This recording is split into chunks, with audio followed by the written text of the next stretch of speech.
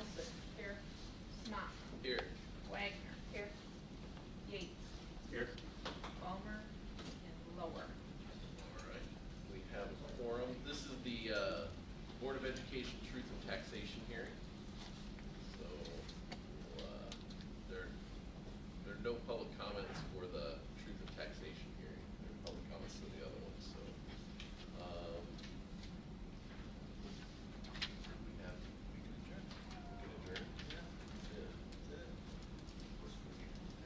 We're gonna try to drive-through. Oh, okay. You gotta have it. Oh. All right. It just gives Tab time enough to be on time for the meeting. All right. Well, then I'd entertain a meeting to adjourn the Truth and Taxation hearing. Move to adjourn. I'll second. All right. All those in favor say aye. Aye. All those opposed? And meeting for the Truth and Taxation hearing is adjourned at 6:32. And now we will call the regular scheduled meeting for Wednesday, December 18th, 2024 of the Board of Education to order. Roll call, please.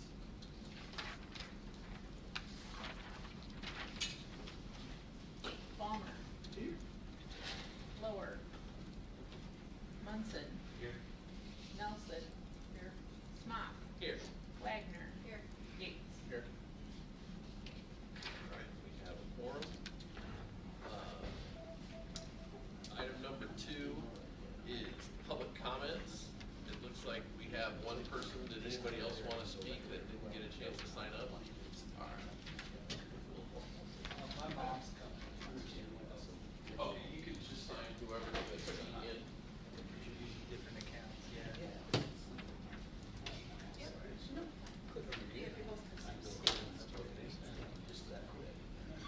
So on the back of the agenda for public participation in board meetings, we have a little blurb that I'll read. The Board of Education welcomes public comments during the public comment portion of the agenda. Those who wish to address the board should state their name and limit their statement to 5 minutes. Comments are not restricted to items on the agenda. However, regarding specific student discipline cases, comments regarding specific student discipline cases are not allowed during open session. Generally, these type of comments should come to the board only after they've been referred to the teacher, principal, or administrator who is closest to the situation. If all other avenues for resolving these items have been exhausted and the issue has not been resolved, you may request to address the board, usually in closed session. In addition, please refrain from using derogatory comments about staff members at this time. All right. Can I ask a question? Yeah. Mine is about a student, and I was denied by a principal to take my paperwork and stuff, so that's why I'm here. Oh. So, Can I just, by him too? nothing by me, can I? You told her not to take it and sign the paperwork, so yes, you did. Do you want to go out No, there that's real true, quick? I can talk to you real quick. I'd rather talk to everybody because it don't seem like it's getting taken care of. Well, sidebar to find out what it's about, and Yeah. then we'll find out. Because we usually do stuff like that in closed session, just so that it's, a student issues. We try not to do in public forums so that there's no. I can wait till after this one meeting. I mean, I can, after the meeting's fine. Okay. First up, we have Lisa Clausen.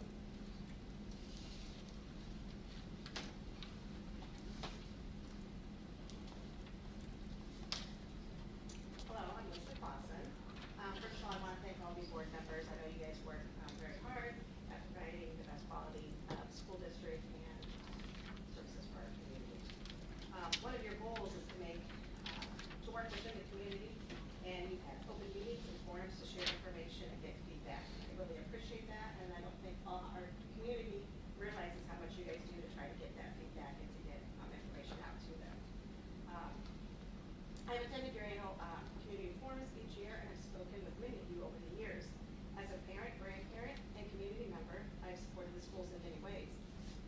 tonight as a Mercer County Family YMCA leader, particularly for the YMCA Children's School.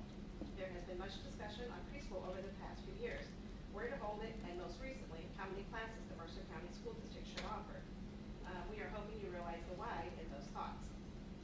We've had a great working relationship with the past superintendent, Scott, with ongoing talks about preschool in our county.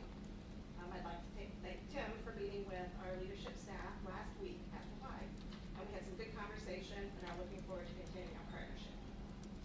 I would like to share some facts about our YMCA Children's School program. We've operated a quality licensed child care preschool program for over 30 years.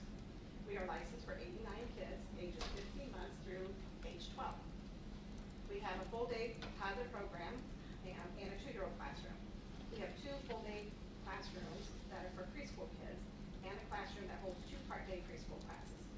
The ROE includes us in the Preschool for All grant and provides funding for the preschool portion of the day. That's from 8:30 to 11 every morning. Preschool is free for every child 3 to 5 that attends the YMCA Children's School. That is free to, doesn't matter what classroom they're in. The grant allows us to reduce child care costs for families who need full day care outside of preschool hours. Child care is very expensive, and I don't think parents even realize the discounts that they're getting to have their child in Mercer County child care versus even the Orion, Alexis, and for sure the Quad Cities. We try to keep that down for families. We provide care from 6:40 in the morning until 5:30 in the evening for single and 2-parent working families. Many families need this wraparound care outside of preschool hours or the 8 to 3 school day. They must have reliable care daily, including scheduled and unexpected school out days and through the summer. We're proud to have continued caring for all children during the pandemic. Really proud we did not shut down one day during the pandemic. We provided care. We knew it was a service that needed to be done, and we figured out a way to do it. Quality, reliable child care is necessary for all families with preschool available within it. We are not a babysitting program, and we do not dual enroll children attending our preschool, as we provide a quality preschool within our wraparound care. This is important, and it relieves stress and transitions for all of the preschoolers, parents, and teachers. Children do not need to leave our care or be bused to a second program. To be clear, our center has 4 half-day preschool programs for 3 to 5-year-olds with a total capacity of 76 kids.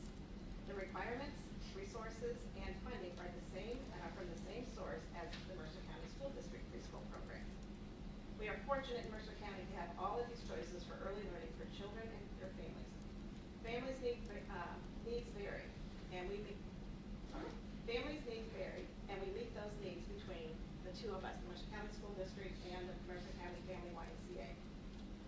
Our center works to communicate with the ROE, Mercer County preschool teachers, and administration for the best placement of children ages 3 to 5.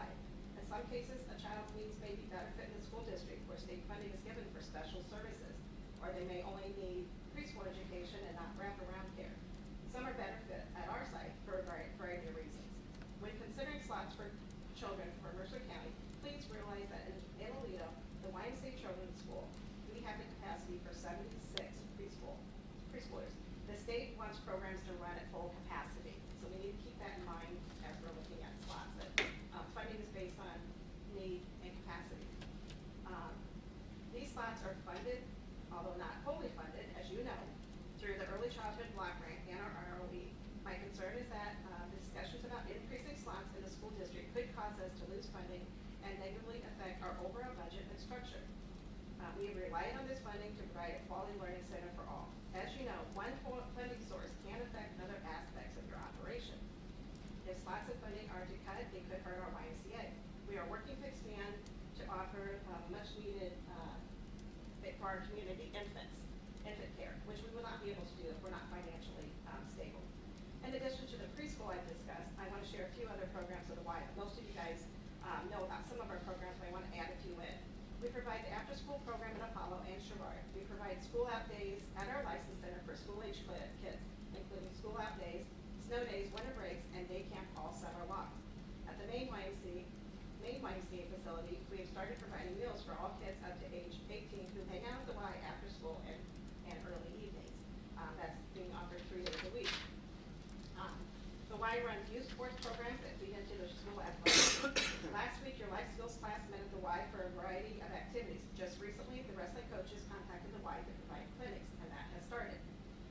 to work together to enhance all of our offerings. To wrap it up, I'm asking that the Y be at the table with consideration for preschool in Mercer County.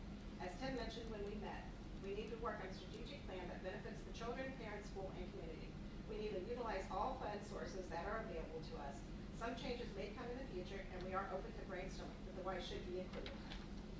Thank you, and please don't hesitate to contact me if anybody has any questions. Appreciate it. Can I clarify something? Yes. So do you have 4 classrooms that all meet 8:30 to 11? We have 3 rooms. 2 of them are full day, and they meet all day long from open until close. What time's that? From 6:40 until 5:30 at night. Okay. But the preschool, designated preschool time is 8:30 to 11, although they have preschool activities all day long. But that portion is funded from the preschool for all grant. It's the same funding source that is for all of them.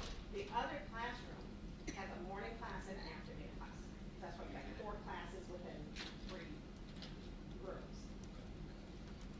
And right now, we have available slots. We are not full. Just a note, Head Start did try to open up in Aledo, and it failed. We did not have enough enrollment. And they contacted us, and some of the kids came to us, and some went to the Mercer County School District. Anything else? Thank you.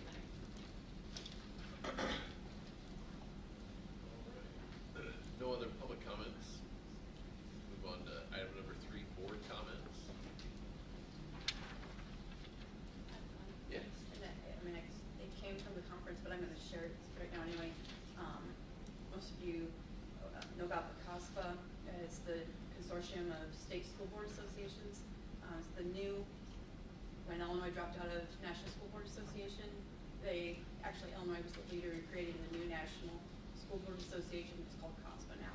But I was going to pass out, they have a national conference coming up in March, and it's in Atlanta, Georgia.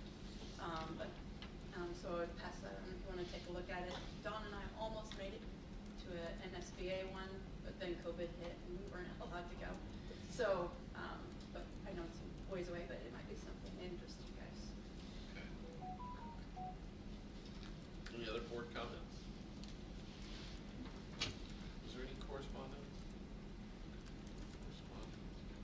So moving on to item number 5, approval of consent agenda. We have the minutes, bill list, treasurer's report, financial report, Blue Cross Blue Shield health insurance account statement. Anybody have any questions or any items that they would like removed from that? If not, I would entertain a motion to approve the consent agenda. I move to approve the consent agenda. That's Munson approves. Is there a second? Second. Palmer, second. And roll call, please. Ballmer, Yes. Munson, Yes. Nelson. Yes. Smock, Yes. Wagner. Yes. Yates. Yes. All right. Motion carries.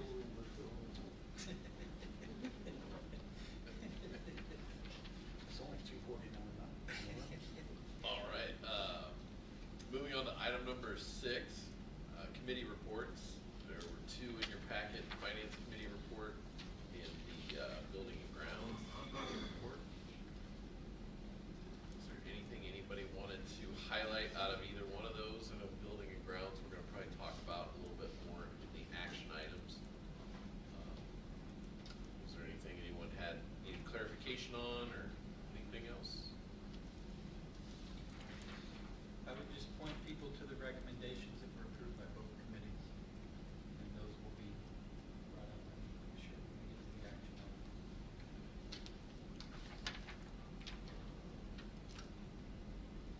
Information item, moving on to item 7, information items.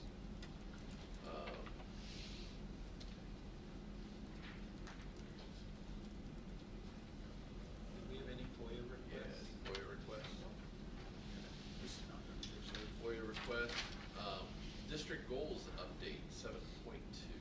All right, just now I'm slide decking it. You don't have to look behind you. You can open up the slide deck if you want. There's a slide deck in your folder. It's one of the 18 hyperlinks. I do enjoy a good hyperlink.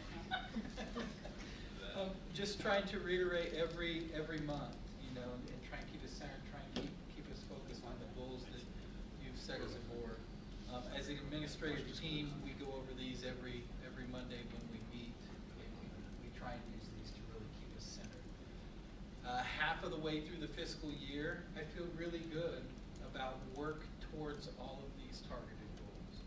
We've got teams working on a variety of things. So just want to try and keep that at the core of what we do and remind ourselves every time we meet.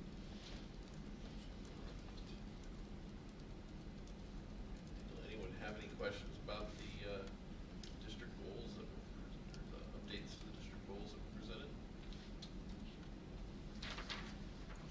All right.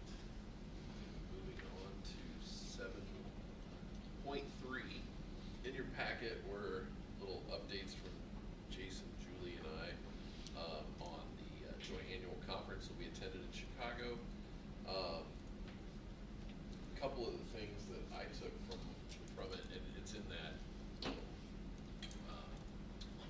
recap that I put together, but some districts do a lot with social media, more than what we do, like, and some of them have their own PR people, so that their districts are a lot more well off, so they have money to spend. But one district that was smaller, they take videos, like not every day, like maybe once a week. In their the one we saw was elementary school, and the teacher just interviewed a kid just off the cuff with their phone and a little microphone, and just asked them, you know, what their favorite part of the day was, and then they post that to social media, and the feedback that they get from the community and the engagement they get, they also put it on YouTube as well. So it's just ways to kind of get positive things that are going on, because like when Mr. Robertson, when you posted that picture of the kids with the drone, they're all sitting on the floor of the gym. That was probably one of the social media posts that I heard most about within the community. You know, people talk about it, and it's those things where it's like they realize that the kids are going to school to learn, but then it's also neat to see them kind of having those fun moments too. So, you know, I know that's something that we don't always think about, but those things do go a long way. So when you guys do post on social media, we do enjoy it. I don't know how much traction they get, but I think it sends a positive message about what's going on out there. So. Especially when Murray's kid is in the picture going, wow. Yeah, that was a good one. That was last year. Green eggs and ham. Green eggs and ham. Yeah. Jason or Julie, did you guys have anything you wanted to? On mine, I put a paper copy because I did mine later than everybody else. But on the very last thing, on the last page, if you wanted to get bored to tears, always go to the one where it's all lawyers talking to you all the time. But there were 2 Supreme Court rulings in recent cases about social media and government officials, and one was specifically about school board members. And so I'd invite you to read about those and how to keep your social media separate from your work as a government official, to avoid any lawsuits, I guess. And you can read about the case. If you have any questions, I can go over with you. But they were very specific, especially the school board one. Post about something going on with the school district, somebody in the community was kept criticizing the school district on that person's post. They blocked them, they deleted the comments, and it was illegal for them to do so. And so it was just a reminder to be careful what you do. If you have a mixed use social media page, you cannot turn off comments or block people from commenting on your posts. And so it was all about that. And so I just thought I'd bring that up because like we're all guilty of that one sometimes. So.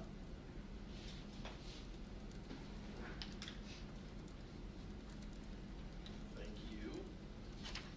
Jason, did you have anything that you wanted to? No, I don't. Okay. Yep.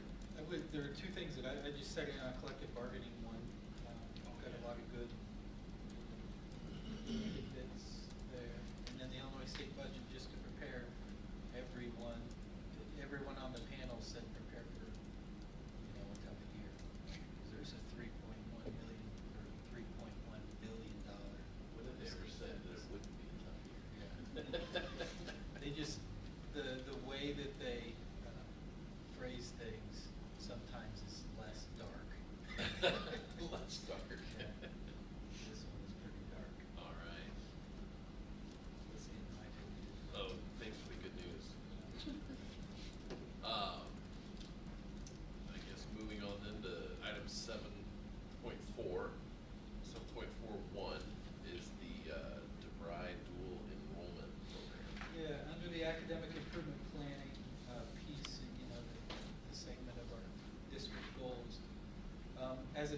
action item for this month, and then I would give us a little bit of chance to define if the board is interested to move forward and entertain action. Next month, I'm moving forward with a certificate in programming essentials from DeVry next school year. So on the slide deck, there's a few little bullets. They're looking for cohorts of 12 plus, a cohort that would start next fall and then fall of 2026. The cohort number 1, their degree completion would run from September 2025 to March 2027. They charge $250 per credit hour, so for the full certificate, it'd be about $6,000 per kid. They would end up with a certificate in programming essentials. I would propose that the district cover some portion of that, but not all. The student and the family cover some portion of it as well. And I would really like to use that program to fuel more computer science activities in our younger grades. So the idea of using our kids who get involved in this DeVry program as some type of coding camps, computer science activities, on the weekends, stuff like that periodically throughout the year. Try and generate some good momentum for a computer science pathway. So is that, I was trying to figure out what that course exactly was, but it's a coding or software. Yeah, it's multiple. It's a whole program. Yeah, there you go. It's all those Like a courses. Is it a 10? Well, I looked at It'll be online, They but had we an really acronym for it. want to leverage. I can't think. What's the name of it? Or whatever. The tech shop or whatever it is. I'm just trying to find out. The old library. Yeah. Certificate in programming essentials. Right, That's what like they they call it. build it. But I didn't know what all that is. High-tech small town. High tech small town. Thank you. So Appreciate it. Yeah. my only concern is DeVry has been in trouble in the past because they're a for-profit college. Do their credits transfer to other colleges? You know what I'm saying? I'm not sure. I don't know if that's. Because I know there've been lawsuits, they've been sued a lot by, like, I don't know, it was a while ago, and maybe it was an isolated thing, but, I think they promised things, and then the certificate, whatever that education wasn't what the people thought they were being trained in, or something, I don't know, it was kind of it was a big deal, but I wanna say it was late 2000s, like 2008, 2009, somewhere around there. But, okay. I just, if a kid gets in the program, I mean, if they complete this, they get like a certificate or something? Yeah, Is it they like are. But it's not a diploma necessarily. It's not a 4-year degree. Okay. It is a certificate. The intent of the program is not, the primary intent is not transferable to a 4-year degree. The Okay. primary intent is to be employable, Okay. with that certificate. I think as long as people know that going in, that they're not gonna take these, because like all of our other dual credit programs, like Yeah. you go Blackhawk credits, if you go off to Illinois State, those credits typically go with you. I don't want parents thinking that, if that's not how it's gonna Right, work. and they So could. this is like a MTI or something. Yeah, it Yeah. sounds like it. Yep. And are those courses then given high school credit? We would do a dual credit program. There'd be some intensity. But, and they would lose Right. a slot, probably, Right. take graduation requirements, Yeah. that sort of stuff.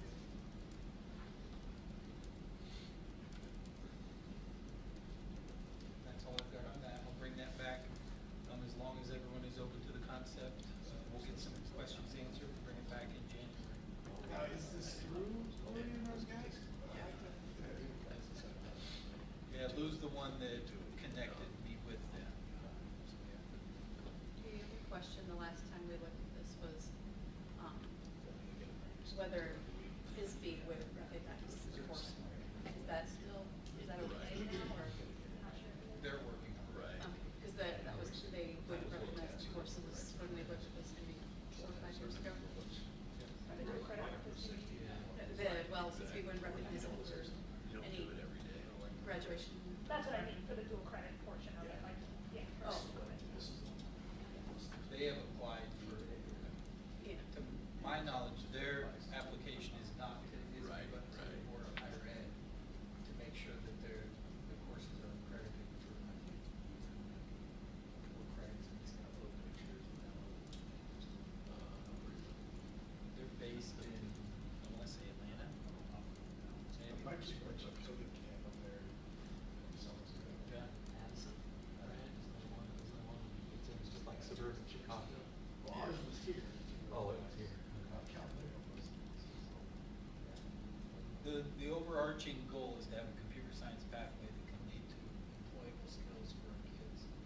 are passionate in that area, and really, inspire some of our younger kids to pursue opportunities in computer science as well.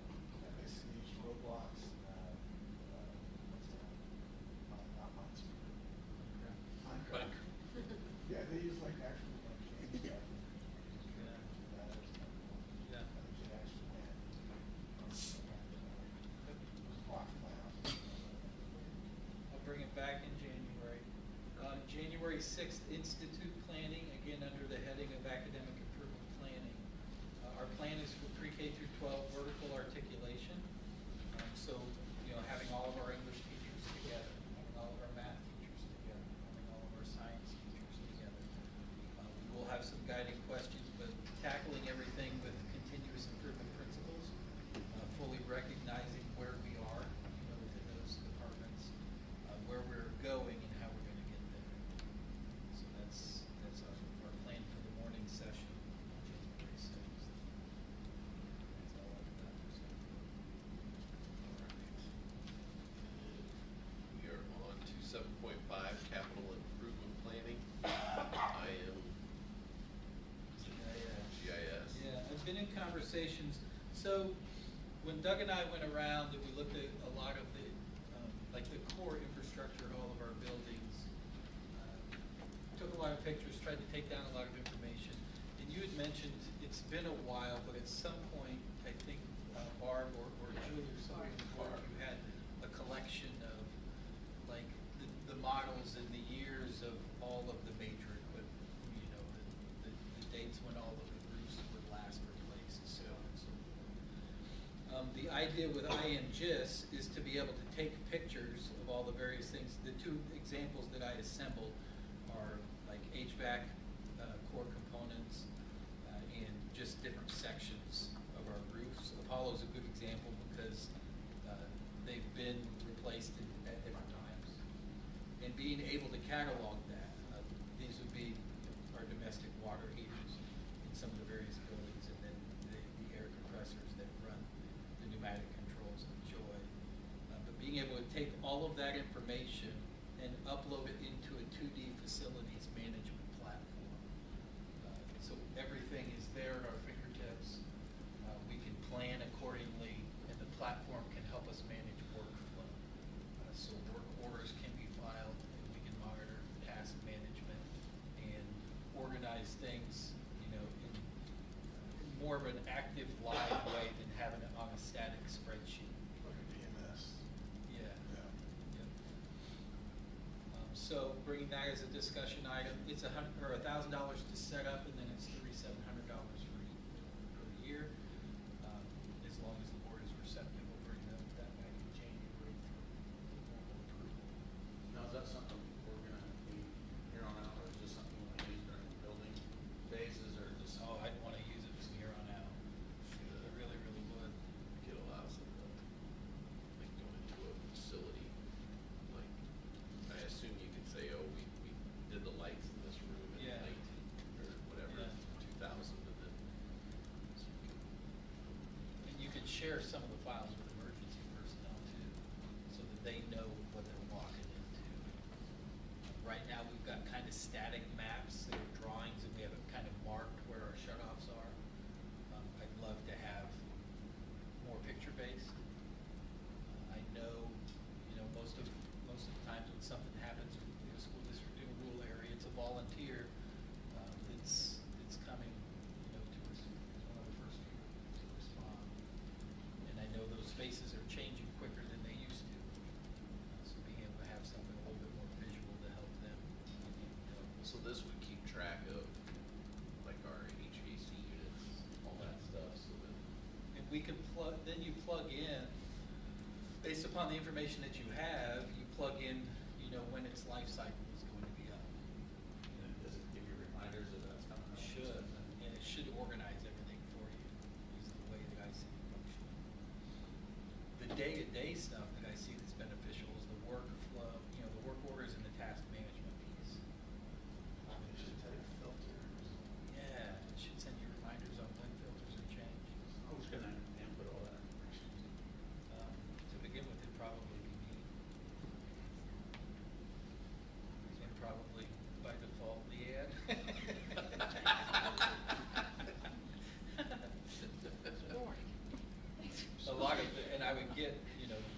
knowledgeable about when things were done also.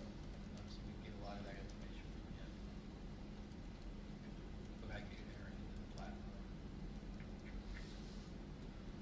Other items for capital improvement planning, just making sure that we all know our 10-year health life safety study. It looks like we're on the 7s. So the last time it was completed was December 2017. So, you know, every 10 years, you can plan on December completion with items associated with that beginning to be expended in the last half of that. And then just, you know, food for thought, we have 400, to start this fiscal year, we had $424,000 fund balance in our health life safety account, and then we receive approximately $600,000 each year in Camden County sales tax revenue for capital. That is capital. So what fund would that software come out of? Probably either Fund 20 or Fund 80. We could do it in tort or building. Because for tort, it would be like a risk aversion. Management. Just like we could pay for the architect out of tort.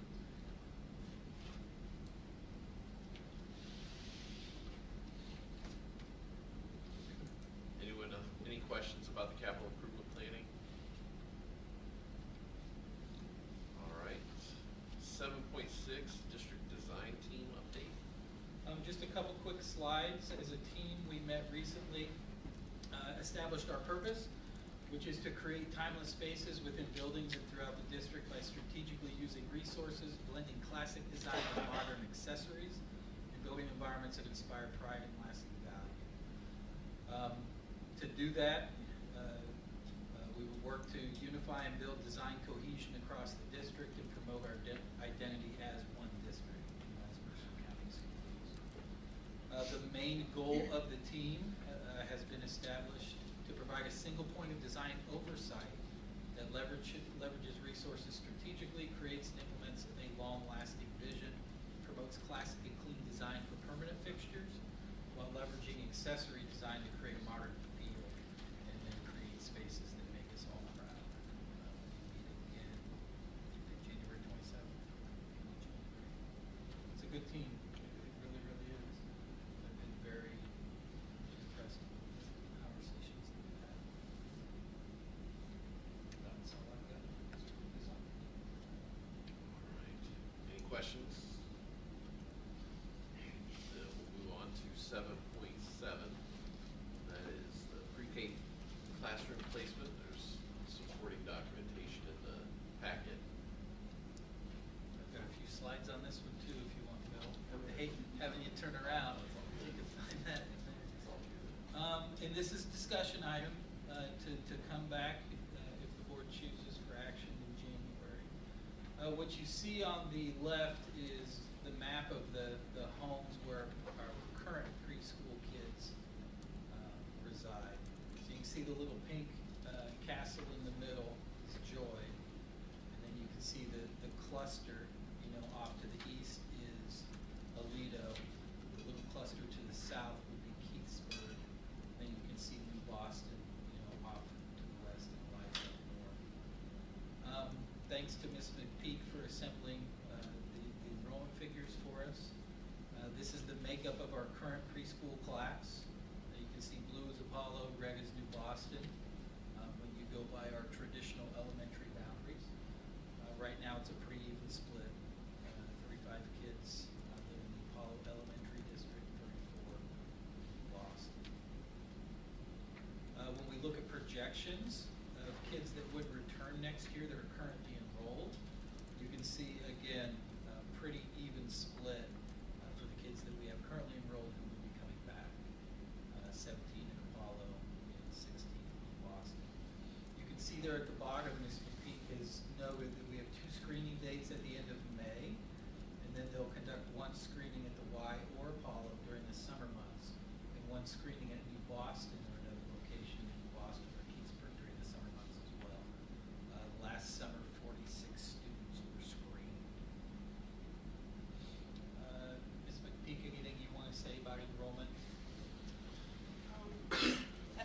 even looking a little further back, besides the first year, we've been pretty even between students coming, from what would be going to New Boston and Apollo.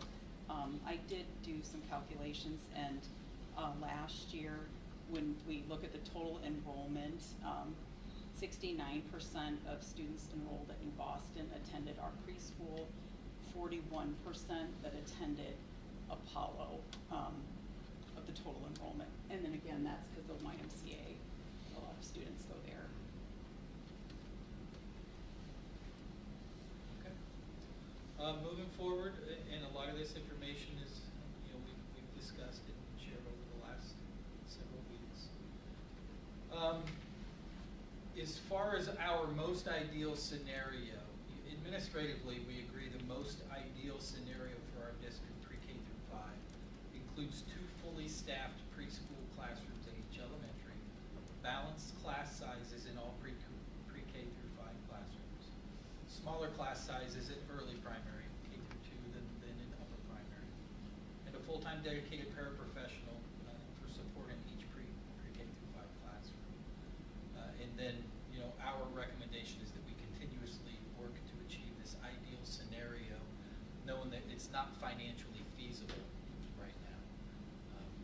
The goal is to set the foundation to where we can, as funding allows, get closer and closer to the ideal scenario. Because we've got ideal scenarios, in the junior high and in the high school as well, that we can't afford to equip our staff or staff fully to realize. So we just want to build the ideal and work towards it as finances allow. Administratively, we recommend preschool classroom relocation to the elementary school with the accompanying financial results, proposed recommendations, continuous work towards the most ideal scenario, and a dedication to retain the positive attributes of a center-based approach, for example, collaborative professional planning.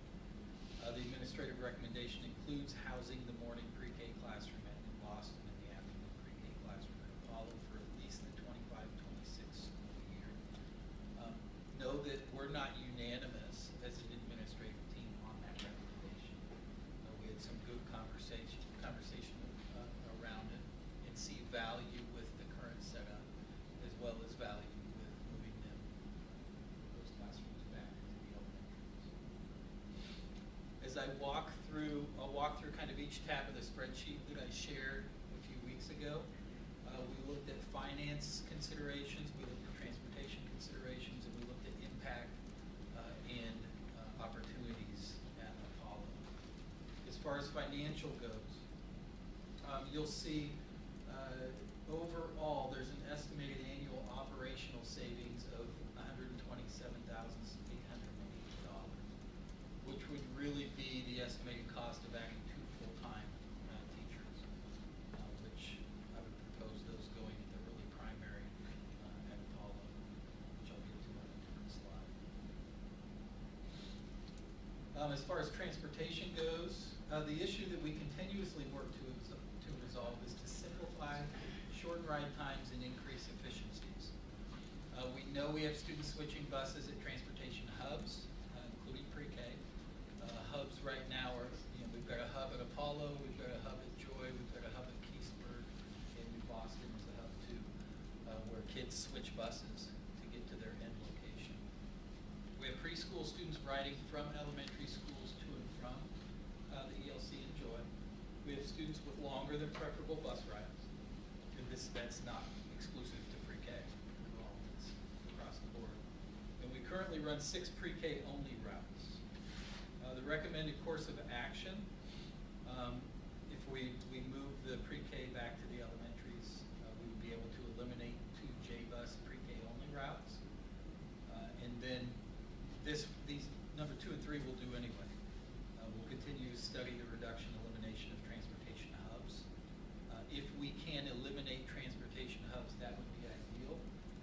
But it has to be efficient, and it has to lead to less bus time in order for those things to occur.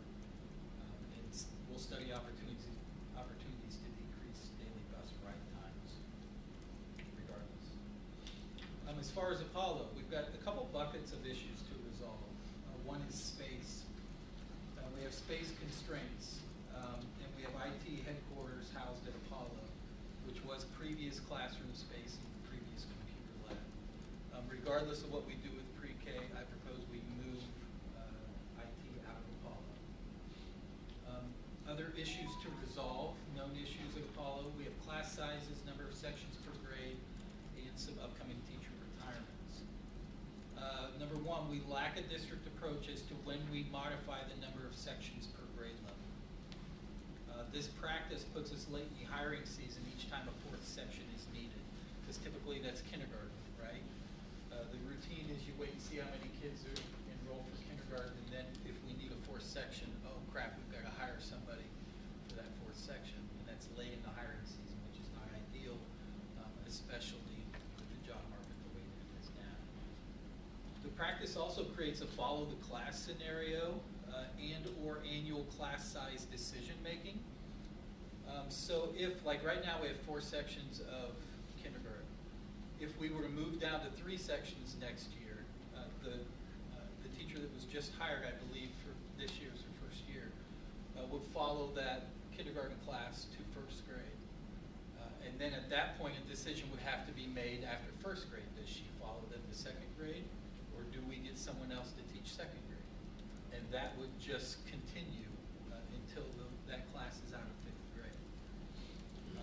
Or if we don't approach it with a follow the class approach, then we have to make annual class size decisions as to how many sections we have in each grade. Currently, we have 68 students at the 3rd grade level, 72 students in kindergarten. We have 3 veteran K through 2 teachers in the retirement pipeline who will retire after the 26-27 school year, which gives us an opportunity to future plan, in act. So the recommended course of action: relocate IT, implement phase 1 of a 3-phase Apollo classroom renovation plan. Because if we're moving pre-K in there, we'll obviously have to relocate 2 classrooms. I would propose we restructure to a format that's the most beneficial for all the kids in that building at that time, and use that as an opportunity. There's about 24 classrooms there. Use it as an opportunity to knock 8 of those spaces out and remodel, since we're going to be moving around anyway. And then put together a plan where, summer 2026 we do 8 more, summer 2027 we do 8 more, and at the end of that 3-phase, 3 fiscal year approach, we have all remodeled classrooms over Apollo. And then I would consider committing to 4 sections of kindergarten 1st and 2nd grade, which means we would hire 2 full-time teachers for the fall of 2025, utilize the operational savings from moving pre-K to do so, and then consider committing to full-time parapro placement for sections of grades 3 through 5 with more than 25 students. The goal would be to eventually be able to get a parapro in every section of every grade pre-K through 5. We can't afford to do that right now. So at the very least, I think we target any sections of the other grades that have 25 or more kids. So that teacher has support. A tentative map, emphasis on tentative, all cap, tentative. I'll say it like 2 more times. Tentative. If you look at the green spaces, those would be spaces that would potentially be relocated. If you look at, there's a 2nd grade spot. That's the current tech headquarters. If this creates 8 spaces that we would be moving, which is pretty much matches 1 phase of the classroom remodel. So we do have the space to do this. We would have to restructure some things. Some folks would have to move locations. That would be the downside. The upside of moving locations is, I think, we couple it with a renovated space. And that's all I have for pre-K classroom.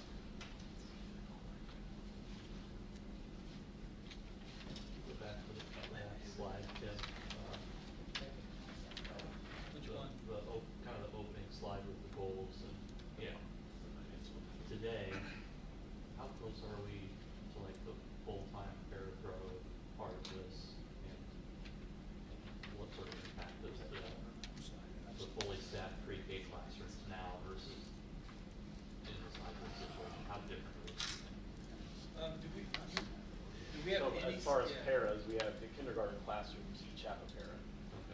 other than that, it's based on special education students in the classroom. We would have to have a para. We don't have classroom paras. We did, a couple months ago, hire a third grade classroom para because there were so many students in that classroom. But most of our paras are special education paras that are written with IEPs for our students. So there's a lot of room between Yes. where we're at today and where that would end up being. To have just for one the in every paraprofessional, classroom. yeah. Right. Same at New Boston. You know, I can't say with certainty it's the exact same, but the framework's the Pretty same. similar. You might have some young classes that have a full-time parapro. Other than that, everybody's just floating and filling needs. And the change that we're proposing would amount to 2 more early K through 5 educators. Yeah. Only, and that would be the only difference from a teacher standpoint. Correct. Yep. And what I would propose, if it doesn't give us the results that we seek, or if enrollment doesn't support it, we have 3 retirements coming in the next 2 years. You just absorb those through attrition. And then the beauty of it is, if you hire 2 people now, those the 3 people that are retiring are very skilled, knowledgeable, veteran teachers that they would get to work with on a team for 2 years before they retire. So we don't end up just with a big knowledge or skill gap.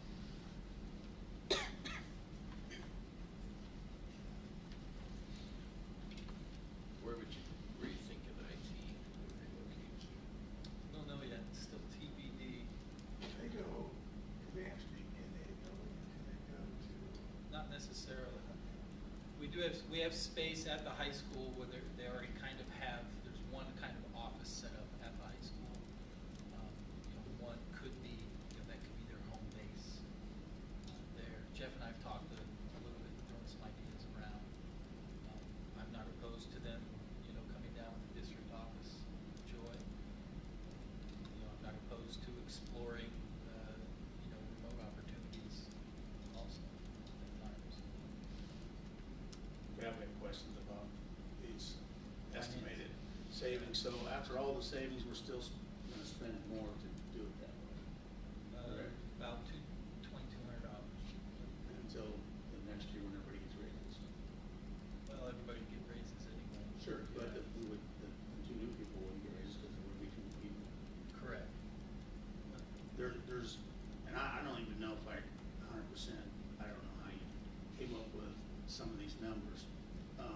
So just by not heating those classrooms and turning the lights on in there, you still believe that the gymnasium and all that other stuff has to be heated, we're still gonna save that 80%? I do. Okay. Now, to your point, I don't think 80% of it is attributable just to pre-K moving. I think we cap some lines over there anyway, and we can come up with some savings regardless of where pre-K is located. So then what would then happen to those rooms? You would propose not to heat them at all, or would you propose to heat them at less, or how would that last? Any room like where the pre-K is currently located, I would estimate as space that we don't want to slam the door on yet. And just, if you're heating that, heat it to 50 degrees, But it's no good to completely shut off heating there till the paint all start getting crappy and And the then ceiling tiles will all. It's definitely not usable if we turn, we only cap off to locations that we know is not usable. We've got a lot of locations over there that we know will never be usable. Right, stuff that gets torn down. So then what would be the end result? What would those rooms, would they never be used for anything again, or what's the plan for that better or newer part of the building that we're gonna abandon, so to speak? What would be the end goal for that stuff, or what would we ever do anything with that, or? I don't know. I mean, I think you keep the option open. I don't think you slam the door in those spaces, because we know we've got to run HVAC to those 3 gyms, because we need all 3 gyms. The oldest gym is our only indoor hitting facility.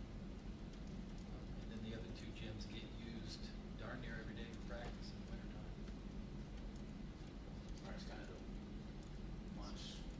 kitchen area, gym, all in one deal.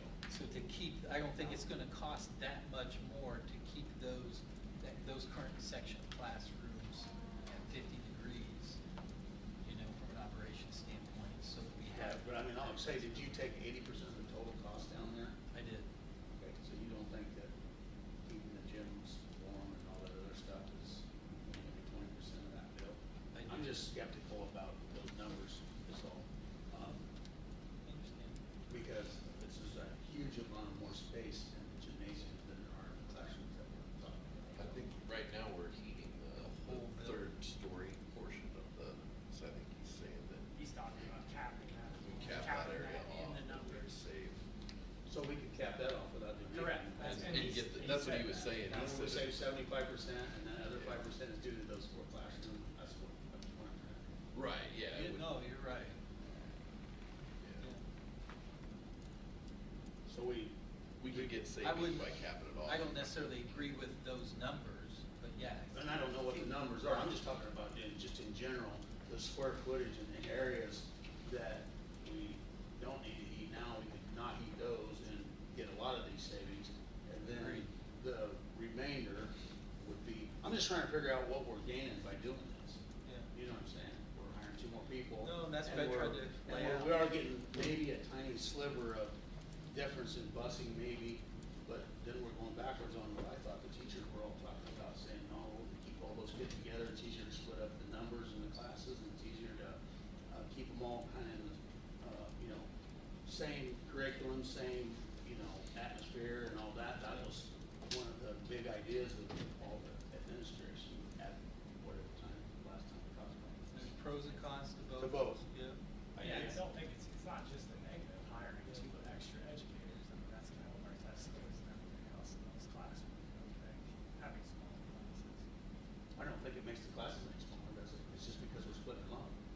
No, it would make each class size smaller during the day. And I think you'd see better scores because I mean, I can not that. You're talking about you're talking about pre-K, and then you're talking about K through 2. So, now the pre-K class sizes would be Right. the pre-K class sizes would be the same. He's talking about Yeah. if you hired. Those K two, through 2. those 2 full-time teachers would be hiring wouldn't be for pre-K. They'd be like They'd be first and for second. first and second, kindergarten, first, second, well. So we don't need any more teachers to split them up and look at the class sizes happening in the pre-K part. Correct, until we get to the point where we, you know, we think it's a good move to have morning and afternoon classrooms in both elementary schools. Then we would need to hire a full-time pre-K teacher to do that. Which, one of the things that we do have to consider is if and when we do that, we have to consider the impact that would have on the YMCA program. We'd be taking kids from their program. Which one are you pointing at? Well, I'm just looking at this, it says K2 teachers, so, Yeah. and you said something about 2nd through 4th, did you say? For what? K through 2. Oh, Two just K teachers. two. Like, Yeah, he's we- saying it's not but that they, much. sections. we already have Four sections, yeah. okay. We You already have 4 4 of that, but you can break kindergarten, up right? the other. So that'd just be second, first or second. First or second grade. I'm just saying there's benefit to hiring those 2 teachers as well. It's not just a burden financially.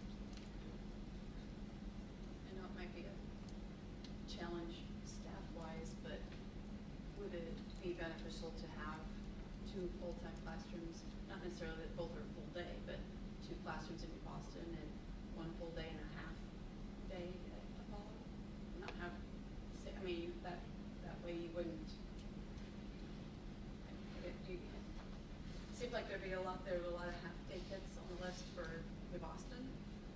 You had 2 half-days and a full day at New Boston, and then a full day and a half day here at Apollo.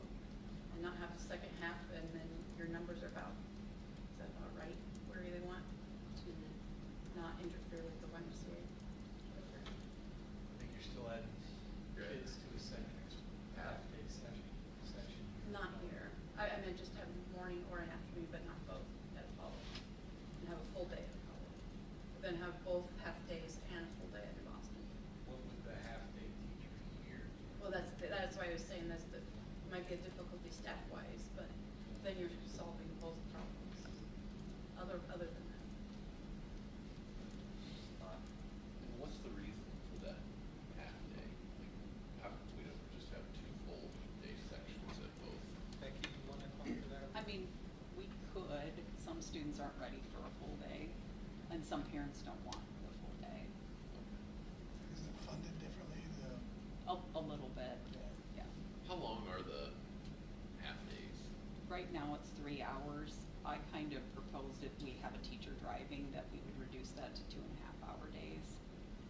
So what time does it start? What time does it end? Like, So it's 8 to 11, and then there's an hour prep and lunch for that teacher, and then the next group comes in from 12 to 3. oh, If we relocate, we propose 8 to 10:30, then 12:30 to 3, okay.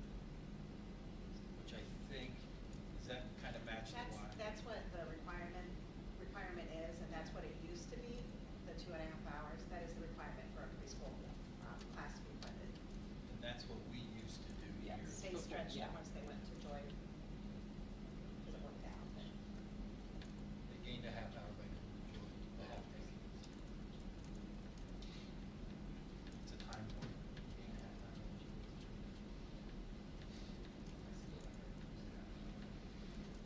So, but in effect, we really need the other 2 teachers, and by switching around this pre-K thing, making it look like possibly there'd be enough savings there to cover that, that's all we're doing. It does not have nothing to do with benefiting the pre-K that much. Yeah, no, I would argue by itself, I mean, there's legitimate value in moving the pre-K back to the elementaries. I mean, there's value in having them where they are. There's also value in having them back at the elementary. There's pros to both. And we can walk through that document too if you want. Well, like I say, that, I don't know if any of them just stand out crazy and like, oh, we have to do this, because it seems like we're spending $500,000 per classroom when we're building them or remodeling or whatever we're doing, and then we're walking away from 4 of them, or however many we're walking away from, and then just not doing anything with them. It just seems crazy, but. We did design New Boston, and that's what the addition over here was for, was to put the pre-Ks back in, so. Right, So, and I mean, that was but I like- remind you that I voted no for that. Did and you? that's what- Yeah, because. You voted no yeah. on New Boston? Yeah, absolutely. You voted no on Absolutely, the yes. new, No, the new, yes. Yep. the new elementary Yes. school at New Boston? Yes, I voted no. Yep. And at Apollo, you voted no on that too? No. Okay. Well, There's there's nothing else to do. kindergarten early pre-K part of Boston's later anyway. Yeah. Margaret said he needed the pre-K stuff, he wants to talk to each one of Boston. Right. So that was all part of the original problem, was we knew that if we did the Joy thing, that we would have to start adding and changing, and there was nothing else to do. After the board voted to do New Boston, there was no other way to do it, other than to start adding on, where we could put pre-K in the other spots. But that had nothing to do with the original vote. The problem was moving the thing out of Joy made the other things kind of have to happen, if that's what you wanted to do.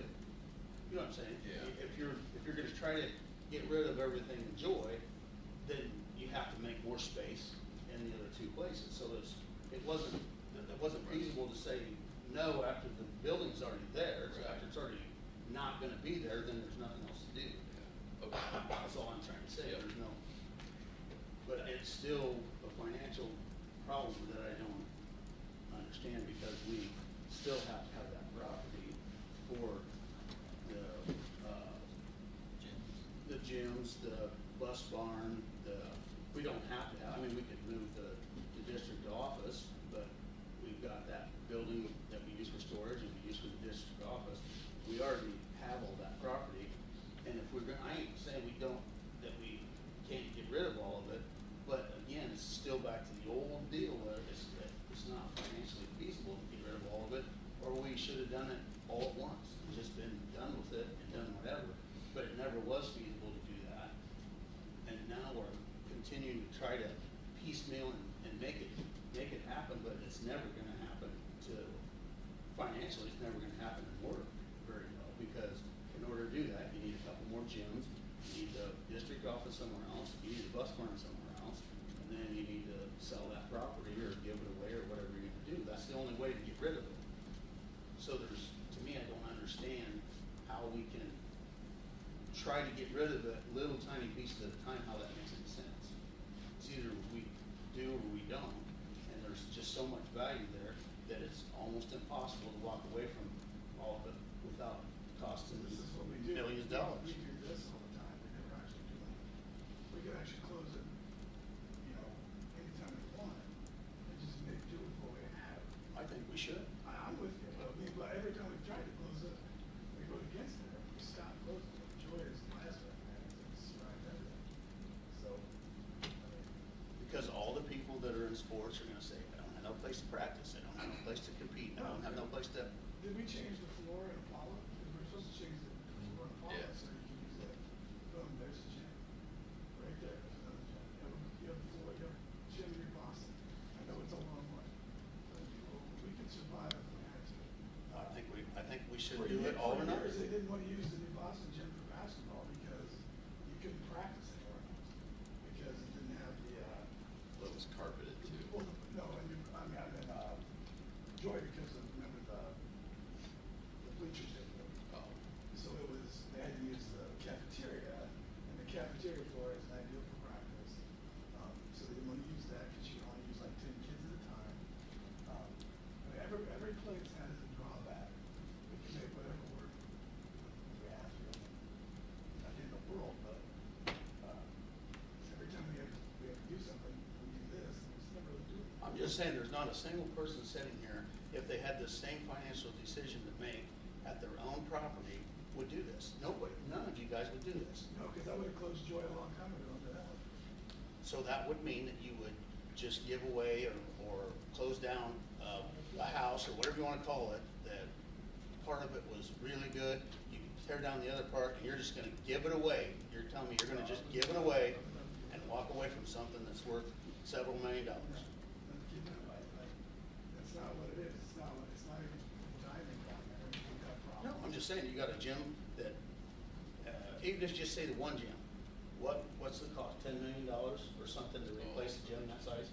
Well, for that size, probably. Just to do. Because the one on our plan is 8 million and it's not. It's It's not, not no, even- so it's $10 or $12 million. I would, Donnie, for me, I would just draw your attention to the pros for having pre-K classrooms in neighborhood schools. That- and I'm that's okay just- with that part. yeah. What I'm not okay No, with so for is me- the space that we're giving up, that we already have, and then we're keep throwing money at other places to make those spaces different somewhere else. How is this giving up the space? I don't understand. You got 4 classrooms that are more modern down there than anything else down there. You got a gymnasium that's more modern than anything that you can't replace. What's more modern than anything? Not anything, it's more modern than the rest of the building, it's Yeah. very good condition. You've got that, so that whole end is all, well, we need to have it somewhere, some way, and I don't care about the old gym, but we could still use it.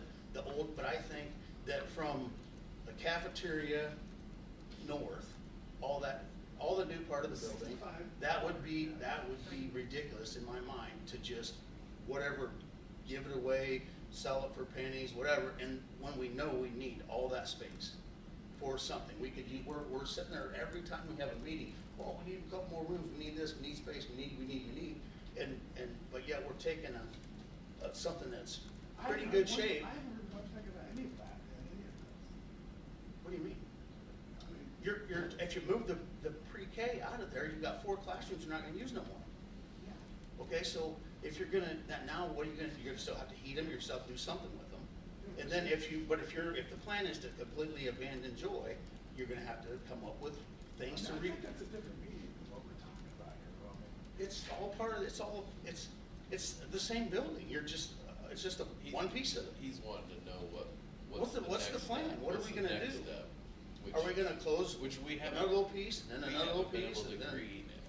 The reason why we don't have a good 10-year plan is because we've never been able to agree on what the 1-year plan is. Well, I mean, understand. but he's It just makes no he's trying to financial figure sense is out the problem. what's the next step. So we move them from the pre-K. Do we just hold on to that property? And see, I'm opposite of you. I think we could keep the district district office and the bus barn down there forever. Like, I mean, there's no reason to, just because we have those down there doesn't mean that we can't, you know, just use the gym. Right, but way back when we were talking about this, when a lot of these votes were made, the idea was to completely just get rid of Joy because there's no sense in having a little bit or whatever there. We just need to do away with it. So we got one less location to fool with. And back when all this was going on, everybody knew that that is not feasible financially to do that. Or you got everybody mad about gym space and whatever. And that's what it really boils down to. It boils down to gym space. What it boils down to is the What it boils most. down to is you're not gonna build anything, so now you have to. Because you're not gonna build anything. And what we knew that 5 years ago when we were talking about it. We already knew that. So, But I mean, we've been physically trying to build stuff. but you're not, it's impossible to replace what's down there. We're not ever gonna do that. Okay, what was built in 1965 is impossible to replace. Well, financially it is. We already proved that. We can't even go to phase 3 on what we're doing, and we can't even do phase 2 without help. Absolutely. So how does that, if we can't even do that stuff, how does that compute to another gym that we already have? Well, I'm telling you right now, what we do here isn't doing anything. Nothing. Because all we do is we don't do anything. We have to physically do something. We haven't done anything. No. Now, so we've got a brand new school in Joy. We've got remodeling there. And we because haven't done anything. It's not because we wanted to. It's because it's been a fight the entire time. And every time we did something, it led to another fight. And it led to another fight. And it led to another fight. Because let me tell you something. There are people here who think New Boston is the worst thing that ever happened to them. And I'm sorry, I'm not saying you, but that is the worst thing that ever happened in the world. Some people here. And I'm sorry. But I've used Joy more than any other person in this room. I don't think Joy is the worst thing that ever happened in the world. But I'm sick of arguing about Joy. And I told you that there's no way to not argue about it. Because we've kept it open every time. That's what I'm saying. There's no way not to have it. You're not No, understanding. no, There is no way not to have it. You're Unless. saying there's no way not to have it. Yeah. I'm saying there's no way not to argue about it. Not to argue about Joy. Okay, so all you have to do is agree there's no way not to have it. And then we gotta figure out how to. Close it and move on. Okay, let's vote on that. Well, that's a discussion item for this one, Well, but. in other words, But it yeah. ain't gonna happen. There's no way, nobody in this community is gonna allow that to get closed because they're gonna go, well, where's our other gym at now? We need some more gym space. We need more practice space. We need, I'm not saying you have to close the gym to close the building. If you're moving the kids out next year, or August, or May, whatever, you can still use the gym. Yeah, I think we're getting distracted with the gym. Because this is Joy. Everybody gets their well, hearts it's all one freaking building. It all has the same boiler. It all has the same, whatever it does, it's all connected. It's all one property. And you're talking about. Different than What? the whole classroom and the whole wing, you can't keep that different. No, it's all one boiler. Yeah, but the beginning of the whole We conversation. can do a lot of stuff that's gonna cost money, and we need a plan. That's all I'm saying. That's what he was talking about, capping the boiler. Yeah, that's what the whole. Why didn't we? That was the whole point of the conversation, was he was capping the boiler to heat less things. Yeah, you'd still have to cap, you'd still have to heat, you're talking capping the 3-story building, you still have to heat the classrooms and the gym.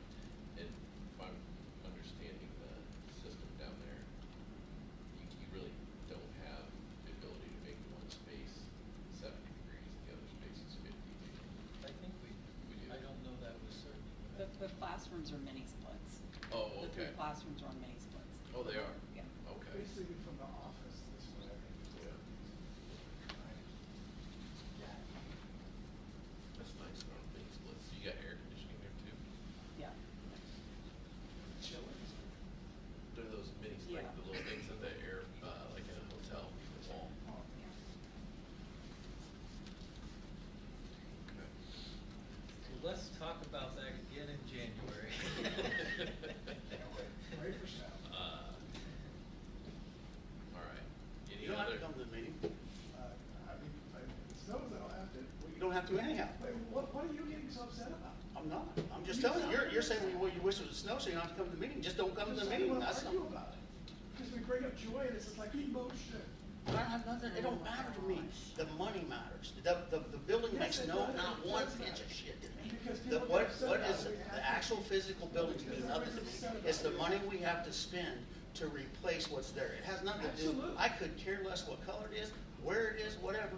If it was setting, I don't care where it's setting, why would we walk away from something that we can't, financially Why would you walk replace? away from people trying to give us millions of dollars? All right, Don't want them?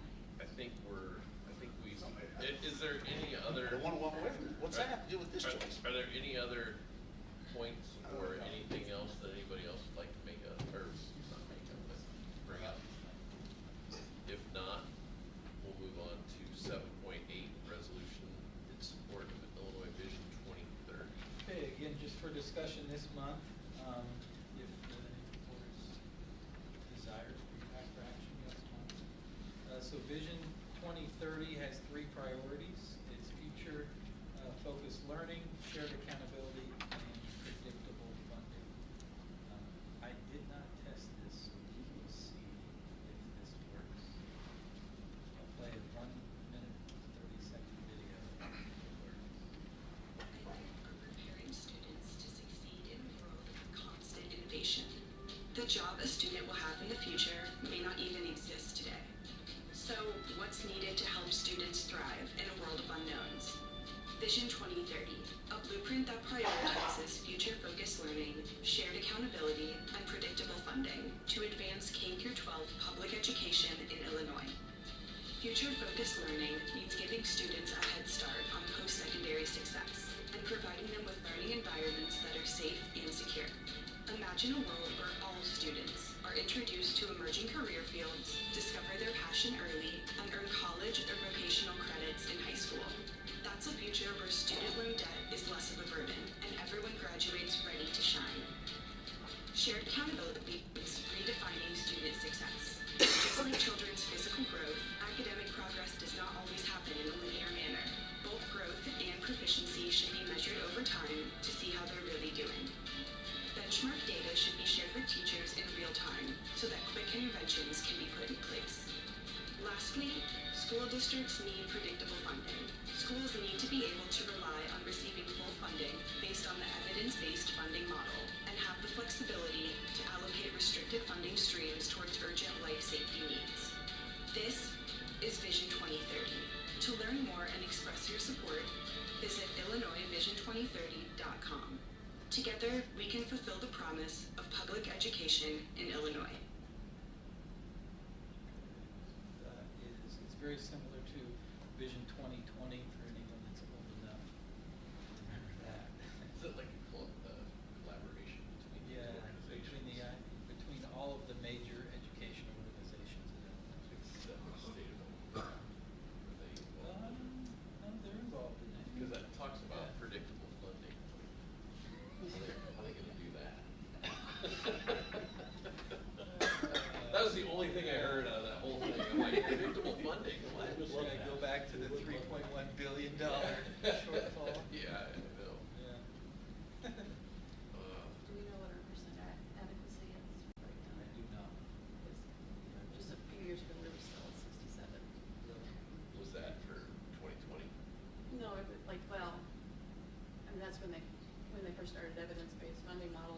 Oh, They would I hear rank what your you're saying. school based on how much you should have and how much you do and what's the difference. I can probably And look for that a long up. time, we were at 67% adequacy, while Rockridge and Sherrod were 89 to 90 Yeah. at the same time. So we should, we Were need we more similar? than, Were we similar to Rockridge and Sherrod? no, We were when we were at fine. 67%, they were 89 to 92%. So it said there were only just a few schools left that were under 70% adequacy. You said 49. Maybe we're right Where's at it at? 70 or 72 now. Oh, 86% of adequacy. There you go. How is we do that? You know what? Because of our, Bonds? the bonds, I bet that's you're it. right. Because we issue bonds, so basically like we have. Has nothing to do with Yeah, education. because remember, our budget looked really, really crazy. So, Yeah, I wonder what it would be if we pulled those out. probably 60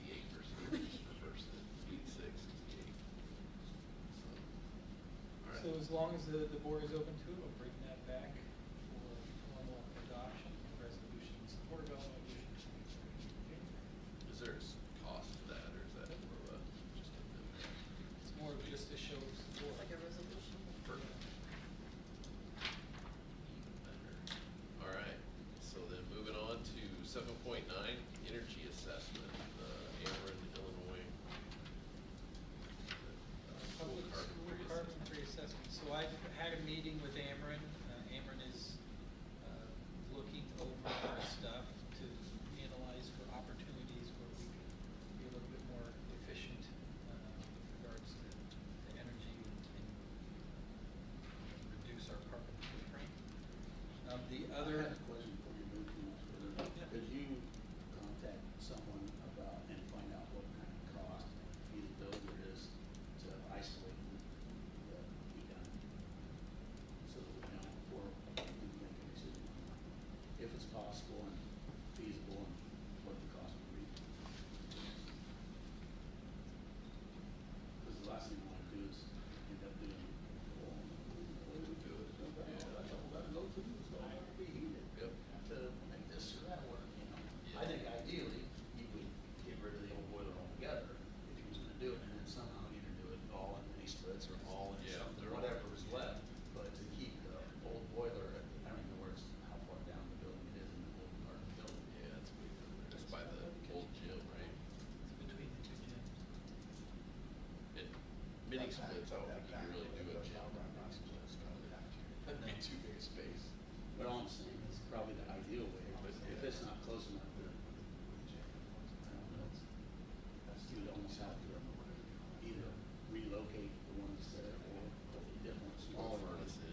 You know, yeah, I don't know, it'd have to be some sort of boiler heat to utilize the rest of it. Well, or you could, if the mini splits are all in that, for the classroom, you do whole forced air, that's the whole part. You would be utilizing the whole boiler stuff. Right. It's easier to throw stuff in the Boilers. gym for like forced Like air, we're- than it's like the classroom. Honestly, I probably should do this or whatever. How that should happen. Yeah, yeah, And We can't can't go go back back. a couple years. right, Can't recover from it.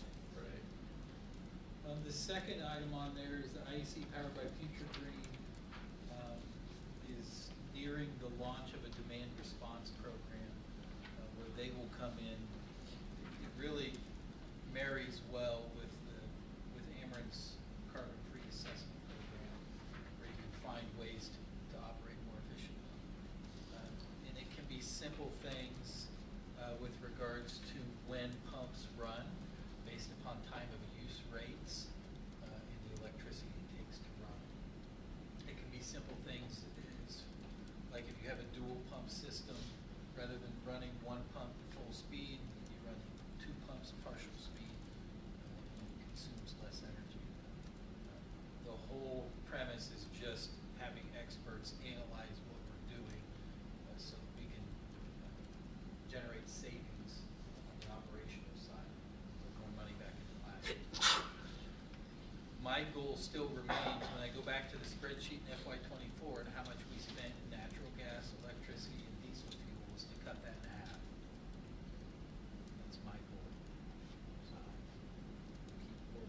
my plan is to work with these two entities to try and help us get closer to it.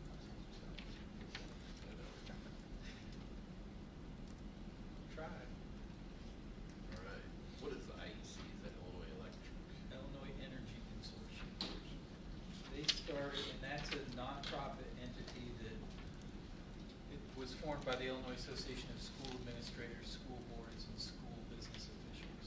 And that's 30 years ago when Illinois, I forget what the term is, but they allow you to purchase your energy on the open market. So a lot of large school districts did that and got favorable rates, and the smaller school districts have a hard time doing that on their own because you don't consume enough. So that's where the Illinois Energy Consortium was formed to pool districts together so that you were a more favorable contract on the market. Like the guys stand out of Walmart selling their energy. Oh, yeah, that guy.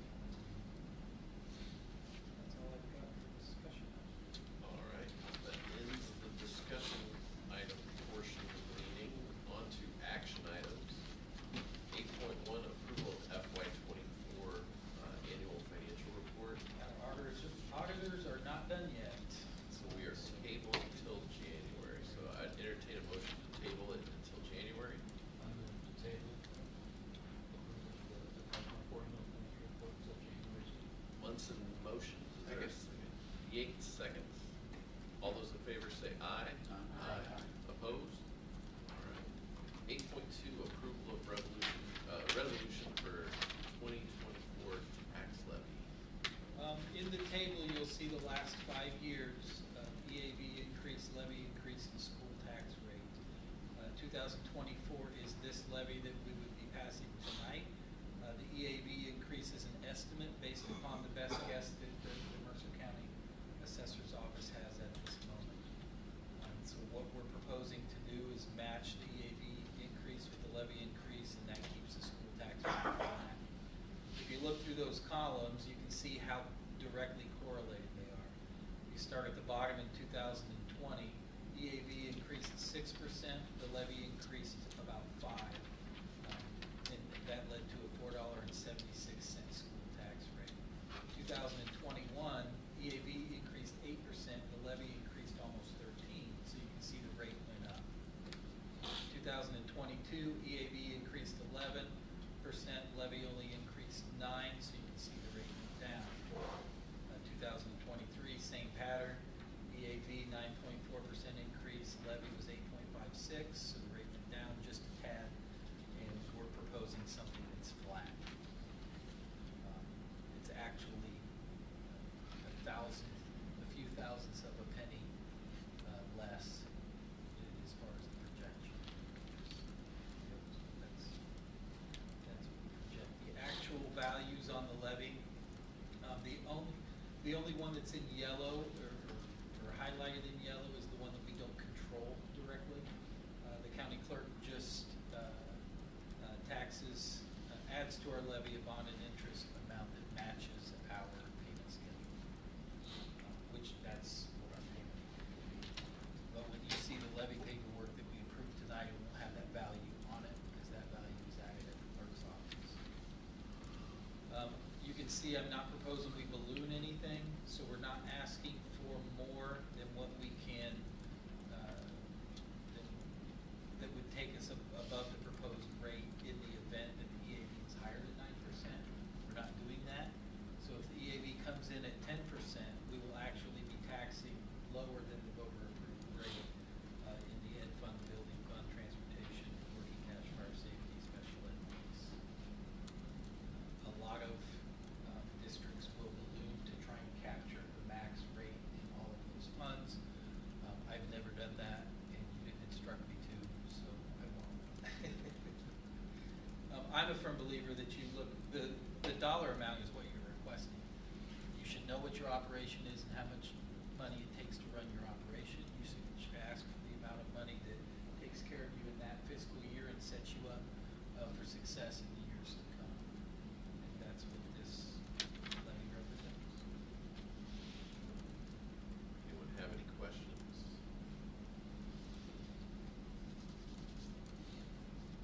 If not, I would entertain a motion to approve the tax levy, 2024 tax levy as presented. I'll move to approve the 2024 school tax levy as presented. So Munson motions, Ballmer seconds. Any discussion? Roll call vote, please. Lower, Yes. Munson, Yes. Nelson. Yes. Smock, Yes. Wagner. Yes. Yates. Ballmer.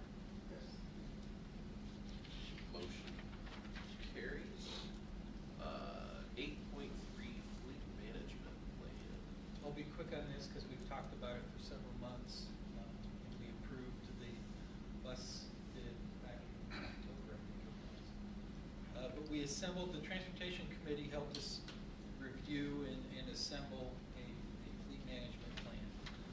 If you look at the chart on the left of the slide, you can see that we're transitioning with our Type C buses from a lease model to a low mileage used purchase model. So the idea is to purchase 2 low mileage used buses every year.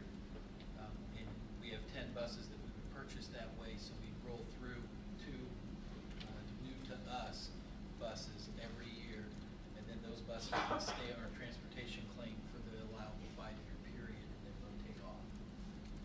To make this transition, one of the reasons we made this transition is lease prices have gone through the roof. And you don't see those values on there, that was on the second part of the spreadsheet.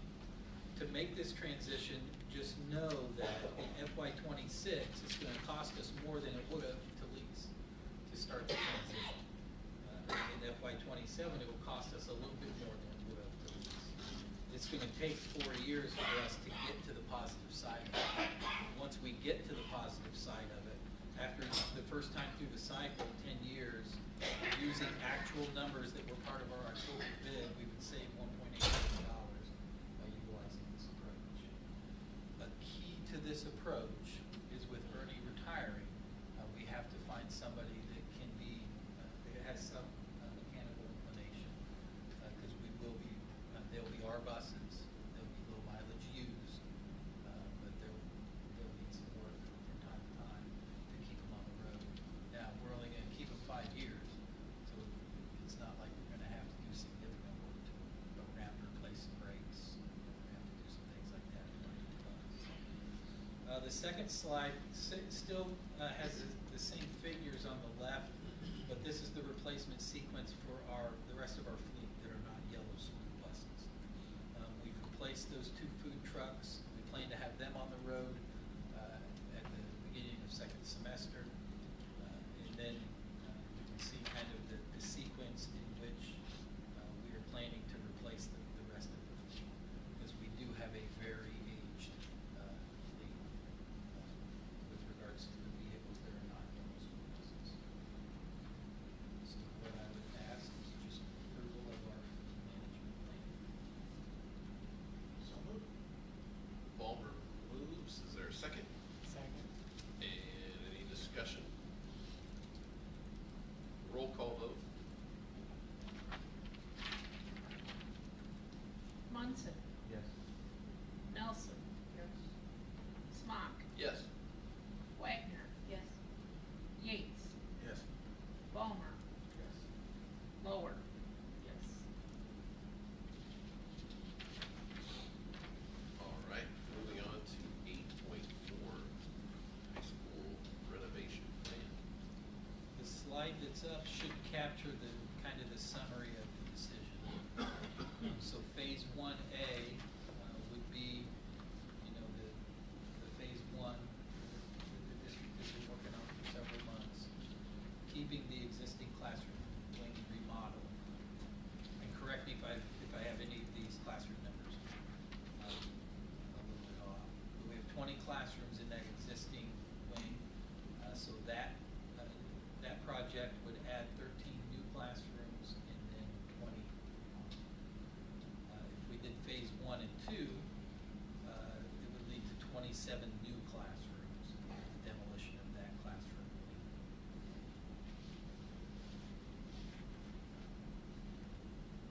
The building committee, you know, recommended to the board one of these 2 options.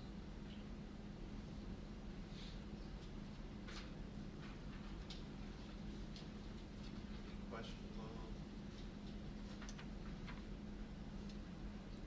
I want to add, and Ms. Cooper, correct me if I'm wrong, the blue sections on here, the light blue sections are spaces that are planned to be remodeled as part of phase 1. Yes. The music room is also part of that plan. Even though it's not shaded blue right here. It's included in Is this. it? Because we were debating about that at building and grounds. I'll need to double check it then. Okay. My assumption was that it was I part of think that. it was. I thought it That's was. not gonna be super expensive anyway, it's mainly cosmetic. But, I mean, the architect came and walked through and looked at it, but I know at building and grounds, we wondered if it was or not. They didn't do anything too with the choir and the band during the auditorium.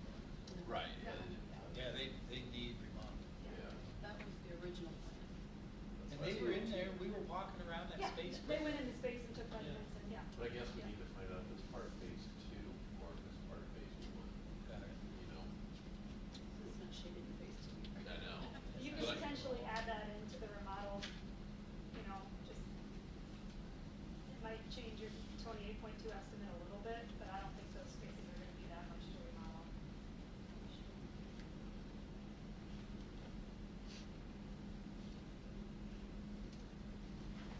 Because to do the one on the left, it's 28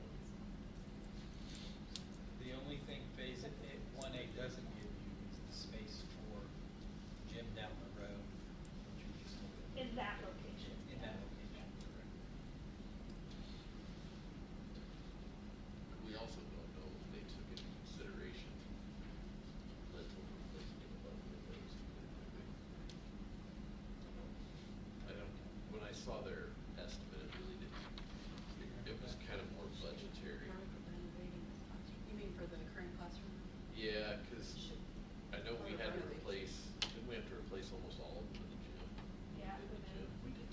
So I can't imagine, probably the ones on the 1970 part are probably still all right, but the ones in the original, no, they're not. The windows leak.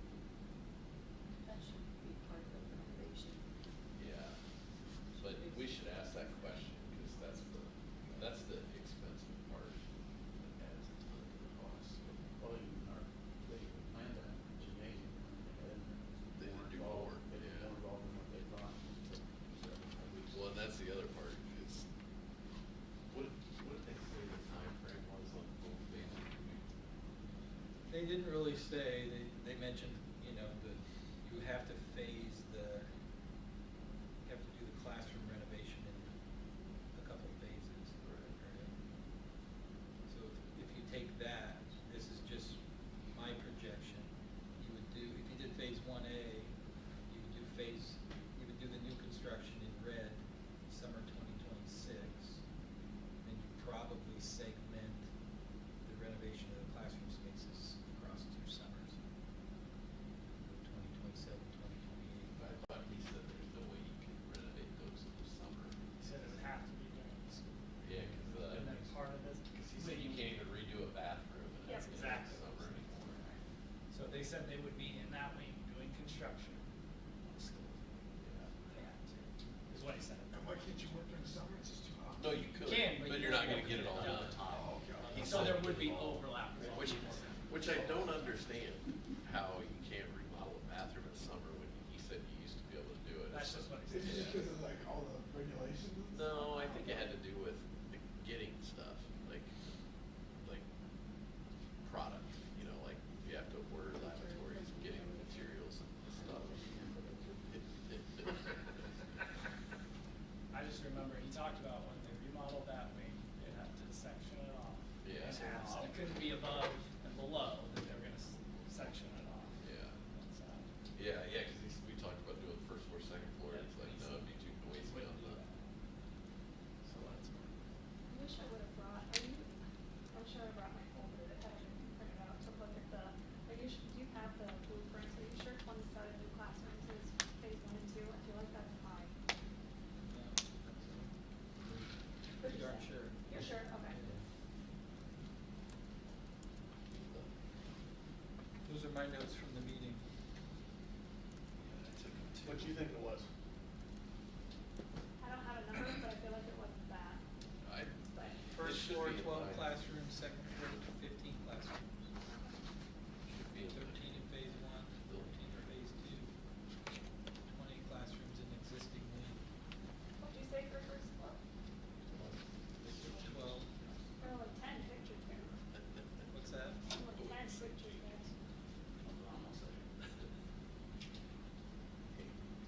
Where do you see first floor? On your 1 and 2 picture, that's first floor. You sure that's first floor? Yeah, because it has the bigger rooms. That's what I counted from the prints. I just know we went through so many phases, you know what I mean, we went through different renderings of it, and every time we met with the architect last spring, there was like maybe an addition here and a subtraction here, and I don't remember exactly what the final. These plan pictures ended are up. from early renderings too. Okay, so that can be it, yeah. The intent of those screenshots is to show the gist. On my agenda, and I don't remember what it was. That kind of, it seemed very feedback. I guess. It's 2 meetings ago, that's what we, Yeah. That's the number, yeah. That's, two it meetings. sounds right to me, but I wouldn't swear to it. Existing has 20 classrooms. Phase 1 is 10 new classrooms. Phase 2 has 12 classrooms on the first floor, 12 classrooms. Oh, I'm sorry. Phase 1 is 10 new classrooms and 3 special ed classrooms because they're a little smaller. 13 classrooms. Yeah, and then phase 2 has 12 classrooms on the first floor,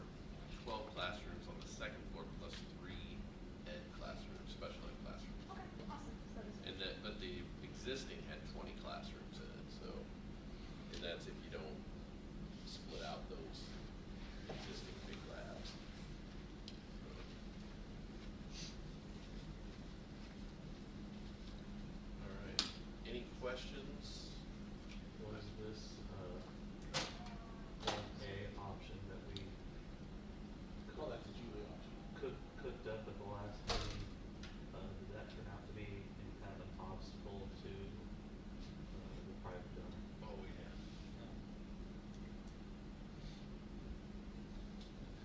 When we vote on this, when we put this to referendum, since we're doing high school improvements and building in some fashion, is there any wiggle room if we guess wrong, we uncover something with the renovations that we could go to the other version of that, or are we set once we vote, what at that point? I would think that if we, so right now, we're just voting to get a question on the ballot, Right. right? So, and we've got a rough idea, two options. So my thought would be if the referendum passes, the architect would come in and start really looking into it correctly. I think, this is just my perspective, I think we wanna leave January's meeting with a plan of what we're doing. So that Yeah, so we can can be- all be behind it. Yeah. Well, Yeah. so, and Yeah. it can be marketed. Right, Yeah, that's This true. is what we would do. And we wanna be transparent with it. I So- just mean if something were uncovered or something changed drastically, yeah. Just based on. Could, it would be tough, It'd take longer to get the project done. well, and you would be Not doing. not doing what you told them you Yeah. were gonna Right. do. Well, and It's if, the biggest by the difference. time you find out there's some problem with the existing, that would cost more money, you're already into it. Yeah, yeah, Jake, that's a good point. Once you already find out, like if we decided to do 1A. Yeah, and you right, get right. into it and you find out that, oh You're my in, gosh. baby. Yep. Yeah, you're in it, you know, there's no. Probably in so deep that No, because. You're in until the money runs out. Right. I think the language in the proposed referendum language is broad enough. Yeah, it's broad. Broad enough to That's all capture right. either of these, because I think we still use still use the language demolition in there, even if we ended up not having to actually take that classroom with them, because there's gonna be some demolition involved, no matter what we do. So I don't think we have, it'll be a money problem, not a language problem. Right, so in my view, this could be answered in January. Yeah.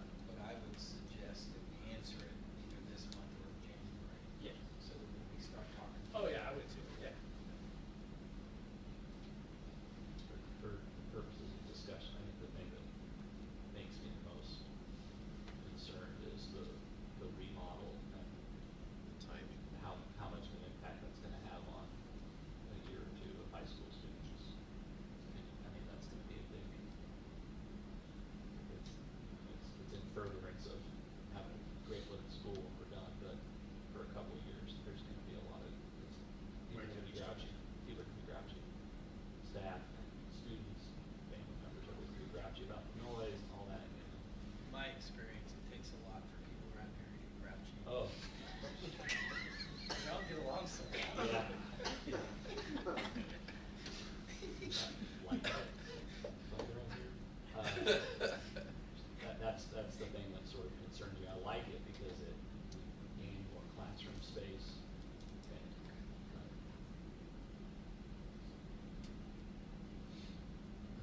What's the proper, like, Robert Brooks thing, if we wanna decide this in January rather than tonight, because don't officially table it, that causes issues if you officially table it. If it does go into the next meeting, it most definitely is on the agenda. It's required to be on the agenda for the next meeting. We can take a motion to postpone. Postpone to, and you have to specify when. Specify when. January meeting. You need to write all this stuff down.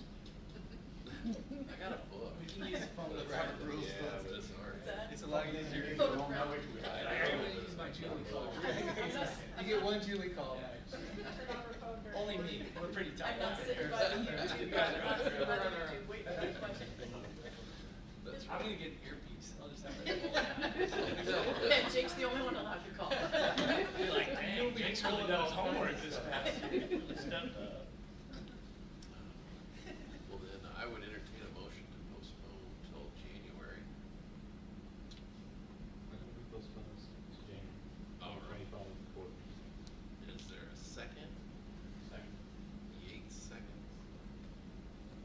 All those in favor say aye. Aye. Aye. Opposed, same sign. All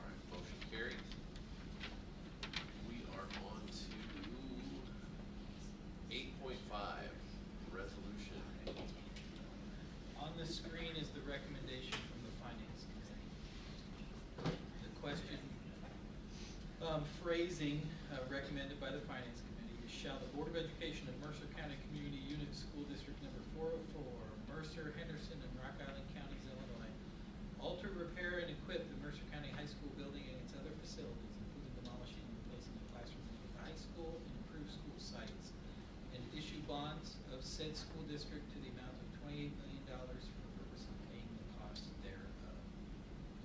And yeah, all that stuff in the beginning and the end, we have to have on there. It's just how we describe what was gonna be done with the money. Really have to focus on.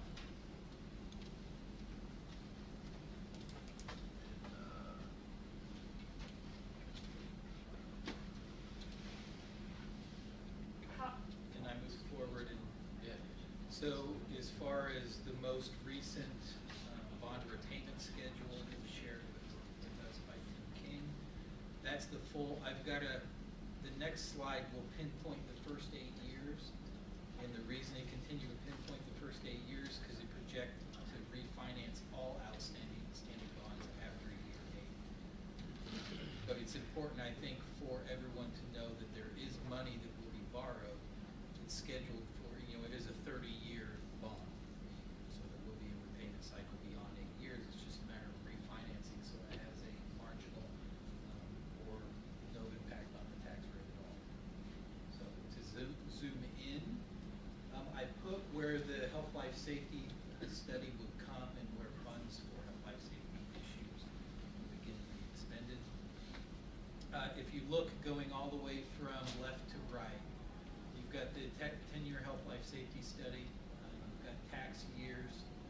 You've got our existing bond payment. That's debt that we already have incurred. And then you've got the $28 million option. There's the bond payment if we were to borrow $28 million. And you can see in the next column, it's the increase. So in tax year 25, which would be this time next year, if a $28 million bond would be approved by voters, we would have to levy $34,187 more dollars in 2025 to cover the increased bond payment when you compare adding the $28 million bond to the existing debt that the district has already incurred.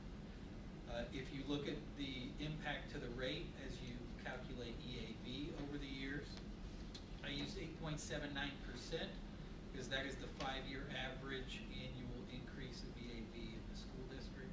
So I applied that to all the first 8 years of this issue.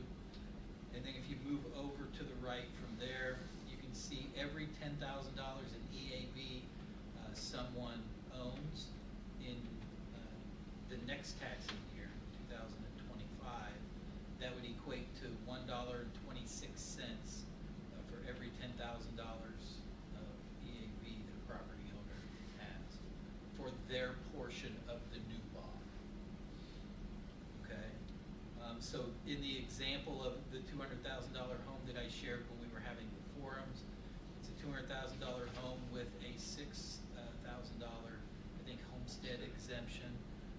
That would equate to $6.28 for that homeowner's share of that first bond payment, which if they have their property taxes in escrow and they're just paying a certain portion per month, that would amount to 52 cents per month in escrow payments that would increase as far as their mortgage were concerned.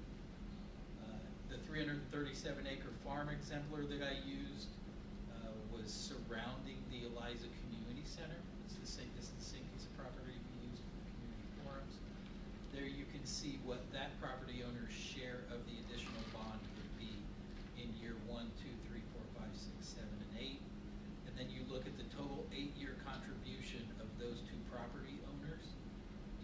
For every $10,000 in EAV, the 10-year contribution looks like it's about $42. For every $10,000 in EAV, someone owns. And the $200,000 home exemplar, after 8 years, equates to their share of the added bond payment would be about $220. In the 337-acre farm, their share of the new bond payment would be about $869. You can see I used a 5% escalator for residential property and a and a 9% escalator for farm ground, which jives with, the last several years' historic EAD increases as well. So $200,000 pool, that's not $200,000. Correct. It's, it's actually about 50, that one, because of the. Divide it by 3 and subtract 6,000. What's that? Divide it by 3 and subtract 6,000. Okay, yeah, okay. That's, I just wanna make sure. Okay. All right. Does anyone have a, Mr. Porker, go, can I make a comment? Yeah. Sorry. So on this wording talks about demolishing, but if you decide to move forward with 1A, you won't be demolishing. well, Jason said there would be some, I mean, cause like in the girls' locker room, the kitchen, Girls' locker room, I don't think isn't a part of it. Overall, it gives us permission to, Yeah. as a. Okay, I just wanted to make sure you weren't pigeonholing but, yourself by but yeah, asking this question. We'll demo something. there's If demo. we have to. Yeah. There'd be Sure. demo in the kitchen. You're right for the new way. That other area, and then, but I thought But that says demolishing and replacing a classroom wing, is what that says. So the financial advisor this is the language that he suggested. That would cover us for whatever, cover either option. And they did run it through their legal, Wow. Staff and then cover. yeah. Not just King Financial, but they ran it through their legal team.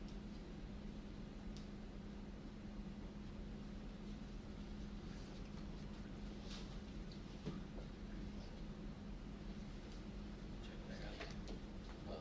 Check that out. Well, I would entertain a motion to approve the building referendum ballot question recommendation. Munson moves. Is there a second? Second. Any discussion? Roll call?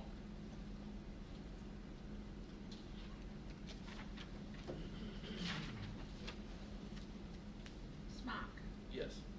Wagner, Yes. Yates, Yes. Ballmer. Lower, Yes. Munson, Yes. Nelson. Yes. All right.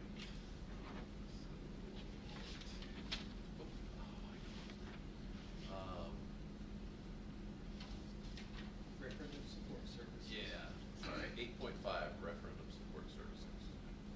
The contract was in your folder from Bray.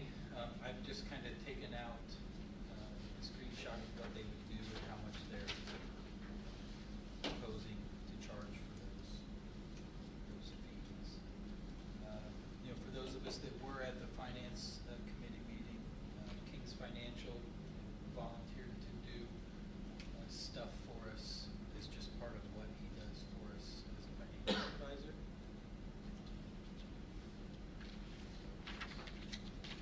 Actually, this is free, King's is free. although Free in quotation marks. we're already gonna pay him whether he does it or not. In my experience with both of them, I think they're both good firms.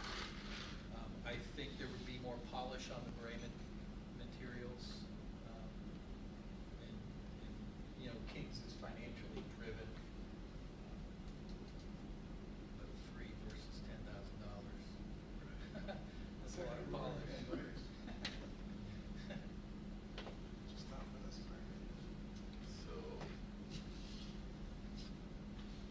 any discussion on, I feel like we need all the support we can get, so, anyone have any questions about the support services for Bray? I did one question, and I sat there with him on Monday. I don't remember doing the graphic design and all the materials. It sounded like the community group would be the one doing all of that. So they would be doing a lot of the messaging as far as what you see in public posting, not necessarily those are flyers, online materials and everything be done by them instead of a group of community members. Because the board cannot get involved in a community group that advocates for it. We're not allowed to add, that was another thing that King said Monday. Board members as a whole, we can't as a board advocate one way or the other on the referendum. As an We individual. can as Oh, an individual, okay. but, so, it would be best that, you know, and he said it's ethics law in Illinois, we cannot do it. And so, it would be a community group that would have to do all the advocacy for the referendum. And that would be true whether we went to either one. But this way, they would do all the materials for it. Yeah. I don't know. And do you have enough community members that would want to do all that kind of work? There's value in it.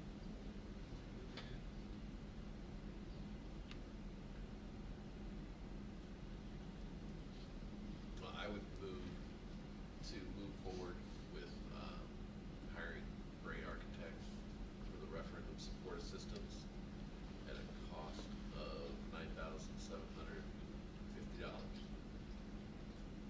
you looking for a motion or you just? I just moved, so I'll take a second.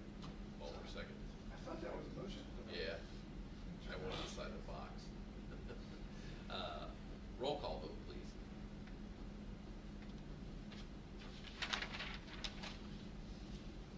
Wagner, Yes? Yates, Yes. Ballmer, Yes. Lower, Yes. Munson, Yes. Nelson. Yes. Smock. Yes.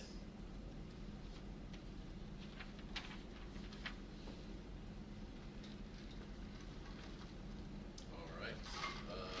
8.7, press policies. Okay, there's issue 116, issue 117. This would be first reading. So, issue 116, I believe all of the updates are related to Title IX. Issue 117 has a mix of adjustments.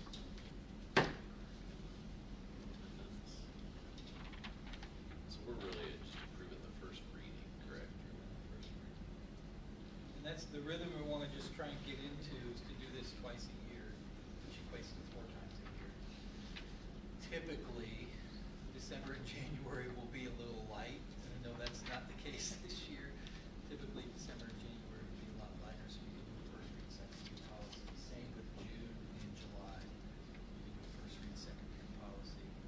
And then just approve the quarterly, or examine the quarterly offerings from the press. All of those meetings. I would entertain a motion to approve the first readings of press policy 116 and 117. Second. All right. I moved. Yates second. Threw everybody off tonight. Administrative reports. Board website, so. Do you need to vote on that? Or is it just first, did you guys vote on? Oh, shoot, yeah, I didn't vote, did I? You're just gonna move in a second. I did. Sorry. All right, yeah, voice vote on the press policies. All those in favor say aye. Aye. Opposed, same sign. Motion carries. Sorry about that. And I thought those administrative reports were amazing. Like, they just were so good, I just didn't think they needed. Anything you guys want to point attention to in about 30 seconds or less? We had our Christmas party at the high school, which was great in the auditorium. It was full for each grade level, so it was great use of the space. Is that because of construction? Or, I mean, No? you just, We what do we? Easier fill up the fit in. auditorium. No, thank God. Okay. Like, hallelujah. Somebody finally did it. That's That a Chad That wasn't Robertson. one of the songs. No, thank you. I wasn't No, there, I it's- don't have to go anymore, but Yeah, hallelujah. no, that's good. Yeah. Huge props to both music teachers at both elementary school. And I know junior high and high school both have their events, but, I mean, you guys all know an elementary Christmas concert is a thing. Yeah. Maybe my Did anybody mom and I throw had up? those. Nope. Okay. Not that I- No Our Ours is projectile. tomorrow, so Well, I'll we let you just know. fixed it. What's that? Yours Ours is tomorrow, so Oh, I'll let no. you know. It's gonna be Bill's fault when Well, I Sunday heard comes your in. son's not feeling the No, best. he's not. So hopefully it And we still have the video of Leva and McNamara Burns, Yeah. Ali's class. I was in charge of one thing and it was turning off the lights in Joy, and I turned off all the lights in Joy, rather than just part of the lights in Joy. It got really dark. It got really dark. It was totally dark. You were, it was the collective. You had one. And then I had to, you know, the light Figure switch out is like which one. 7 feet high too, so then I gotta find the light switch. I missed rehearsal evidently. Oh, that's fun. All right, well, if there are no more, did you have anything to add, Mrs. Cooper? No, all right. Anything from the athletic director? No, Sports all right. rolling. Well, then I would Best one entertain a yet. motion to go into closed session. We can go into closed session. In 32, roll call vote, please.